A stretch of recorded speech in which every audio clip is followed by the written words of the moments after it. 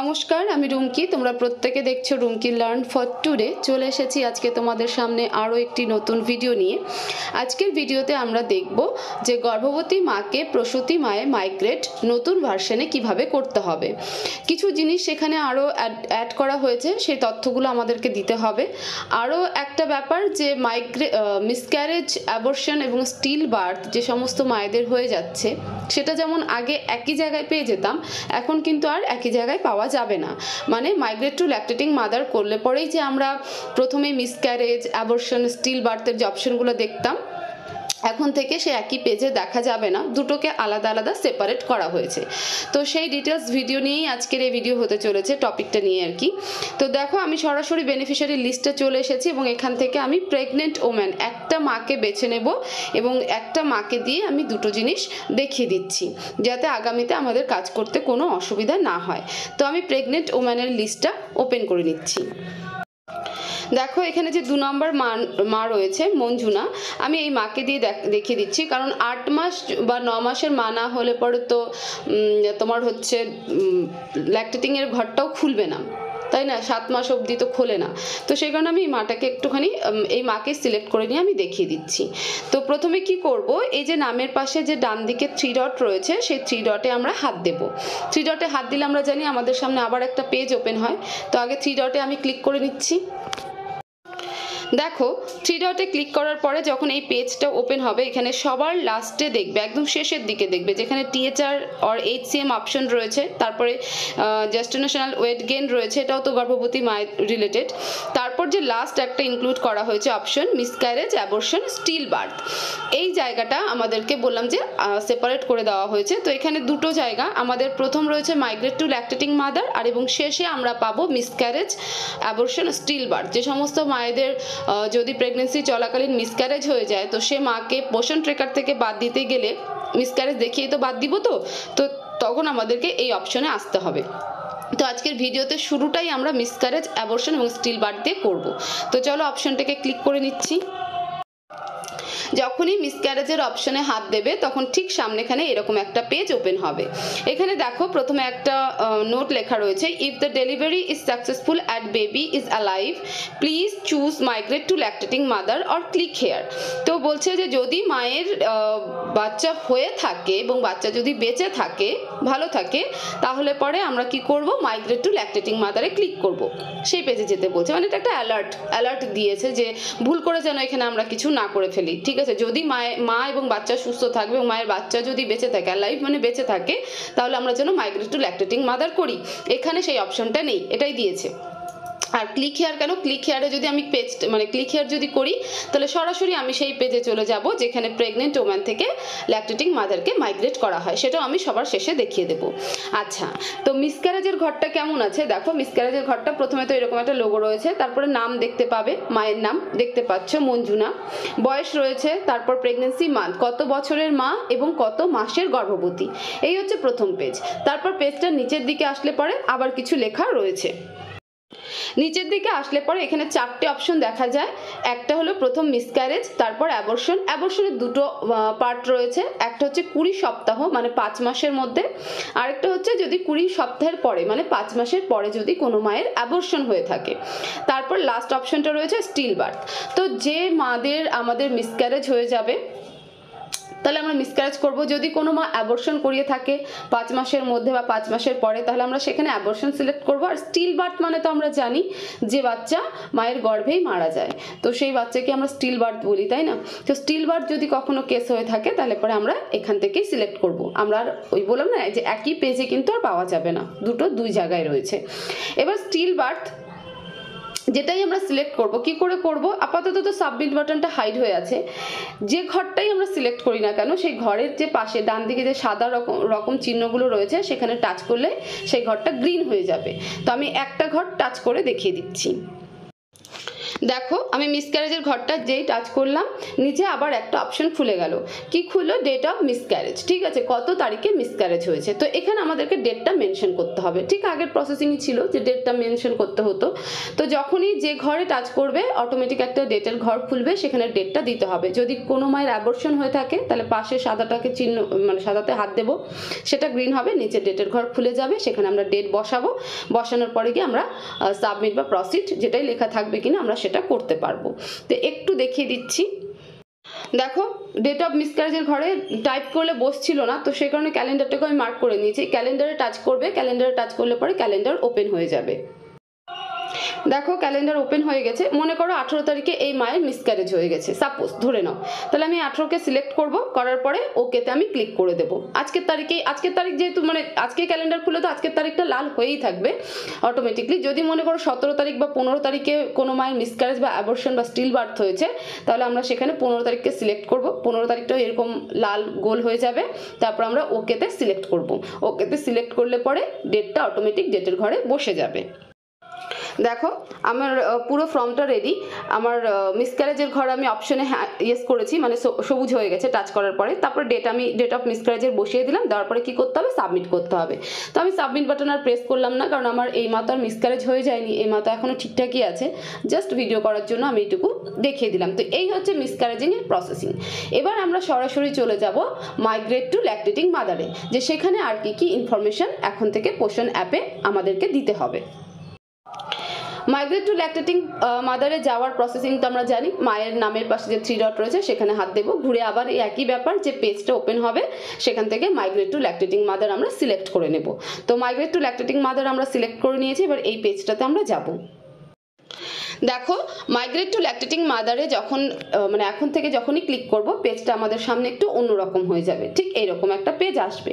এখানে দেখো কি বলছে, প্রথমে যে অ্যালার্টটা দিয়েছে সেটা অ্যালার্ট কি দিয়েছে? To enter miscarriage, abortion or stillbirth details.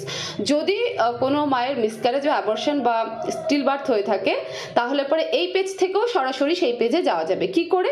এই যে ক্লিক হেয়ার রয়েছে সেখান থেকে। এটা আমি বললাম যে ওই মিসক্যারেজের পেজেও এরকম একটা অ্যালার্ট ছিল, আর গর্ভবতী মা থেকে প্রসূতি মায়ে নিয়ে যাওয়ার ক্ষেত্রেও এখানে অ্যালার্টটা দিচ্ছে। তো সেটা আমি সবার লাস্টে বলে দিচ্ছি। তো পেজে আর কি রয়েছে, লোগোটা একটু অন্যরকম, গর্ভবতী মা থেকে ট্রান্সফার প্রসূতি মায়ে। তারপর মায়ের নাম রয়েছে মঞ্জুনা, বয়স দেওয়া রয়েছে প্রেগনেন্সি মান্থ 20 বছর মায়ের বয়স, 8 মাসের মা, ইডিডি কত দিচ্ছে 20/5/2024 এটা দেখাচ্ছে। এরপর নিচে আরও কিছু অপশন রয়েছে। যেখান থেকে আমাদের কাজটা শুরু হবে সেটা হলো ডেট অফ ডেলিভারি থেকে। তো আমরা ডেট অফ ডেলিভারি থেকে কাজটা শুরু করব। তো তার জন্য কি এখানে টাইপ করলে বসছিল না, তোমরা দেখে নিও যখন দেবে কোনো মাকে যে টাইপ করলে ডেট বসে কিনা, নালে পরে ক্যালেন্ডারে হাত দেবে। ঠিক আছে, ক্যালেন্ডারে আমি টাচ করছি। ক্যালেন্ডারে টাচ করলে পরে আমাদের সামনে ক্যালেন্ডার ওপেন হবে। দেখতেই পাচ্ছ আজকের তারিখের ক্যালেন্ডার ওপেন হয়ে গেছে। তো আমি 18 তারিখ সিলেক্ট করা ছিল, 18 তারিখটাই আমি নিয়ে নিচ্ছি। তো যেদিন যে মায়ের যত তারিখে ডেলিভারি হবে এই ক্যালেন্ডার থেকে আমরা সেই তারিখটাকেই বেছে নেব। আমি শুধু দেখানোর জন্য এই 18 তারিখকে সিলেক্ট করে রাখলাম। করার পরে কি করব, এই যে ওকে কথাটা রয়েছে এই ওকেতে আমরা হাত দেব। তো ওকেতে আমি প্রেস করে নিচ্ছি। দেখো ওকেতে প্রেস করার সঙ্গে সঙ্গে ডেলিভারি ডেটের ঘরে ডেটটা বসে গেছে 18/4/2024। এর পরের কি কাজ রয়েছে? এর পরের কাজ রয়েছে প্লেস অফ ডেলিভারি। ডেলিভারিটা হলো কোথায়? ঠিক আছে, মানে প্রসবটা হলো কোথায়? এবার হোম না ইনস্টিটিউশনাল, এটা তো আগে ছিল না আমাদের পোষণ অ্যাপে 20.5-এ কিন্তু ছিল না, কিন্তু 20.6-এ কিন্তু আমাদের এটা চলে এলো। তো এবার এখান থেকে যে কোনো একটা অপশন আমাদেরকে বেছে নিতে হবে। যদি মায়ের ডেলিভারি হোম হয়, হোম ডেলিভারি হয়, তাহলে আমরা হোম সিলেক্ট করব। আর মা যদি কোনো প্রাতিষ্ঠানিক ডেলিভারি হয়, মায়ের যদি কোনো প্রতিষ্ঠানে ডেলিভারি হয়ে থাকে, সেটা নার্সিং হোম হোক, হসপিটাল হোক, ঠিক আছে, তাহলে পরে সেখানে আমরা ইনস্টিটিউশনাল সিলেক্ট করব। তারপরে কি রয়েছে? জেন্ডার, ছেলে না মেয়ে। এটা তো আগেও ছিল না, 20.5 ভার্সনে কিন্তু ছিল না যে জেন্ডারটা সিলেক্ট করতে হচ্ছে, কিন্তু এখন থেকে মাইগ্রেট করার সময় ছেলে না মেয়ে সেটা আমাদেরকে দিয়ে দিতে হবে। তো এবার এই দুটো অপশন মানে এই দুটো জিনিসও আমি দেখিয়ে দিচ্ছি যে এবার সিলেক্ট করব কি করে, সেটা কোনো ডিফিকাল্ট নয়, যে কোনো একটা ঘরে টাচ করলে হবে। মনে করো যে তোমার মা হোম ডেলিভারি হয়েছে, তো হোমে জাস্ট টাচ করব, হয়ে যাবে, আর কিচ্ছু করতে হবে না। যদি ইনস্টিটিউশনাল হয়ে থাকে তাহলে ইনস্টিটিউশনালে টাচ করব, হয়ে যাবে। এখানে দেখতে পাচ্ছ আমি ইনস্টিটিউশনাল করে রেখেছি, তো সেক্ষেত্রে ব্লু কালার দিয়ে একটা টিক মার্ক পড়ে গেছে এবং 4-5টা ব্লু রঙের রাউন্ড হয়ে গেছে। জেন্ডারের ক্ষেত্রেও তাই, যে ছেলে হলে ছেলের ঘরে টাচ করব, মেয়ের হলে মেয়ের ঘরে টাচ করব, আর কিছু করতে হবে না। তাহলে আমার এখান থেকে 3টে স্টেপ আমার complete. Date of delivery complete হয়ে গেল, কোথায় প্রসব হয়েছে সেটা আমি সিলেক্ট করে নিলাম, আর ছেলে না মেয়ে সেটা আমি সিলেক্ট করে নিলাম। আমি মেয়ে সিলেক্ট করেছি। এরপরে নিচের প্রসেস কি আছে, এবার আমাদেরকে কি করতে হবে, বাচ্চার জন্ম ওজন এবং বাচ্চার জন্ম উচ্চতা এই দুটো দিতে হবে। এটাও 20.5 ভার্সনে ছিল না।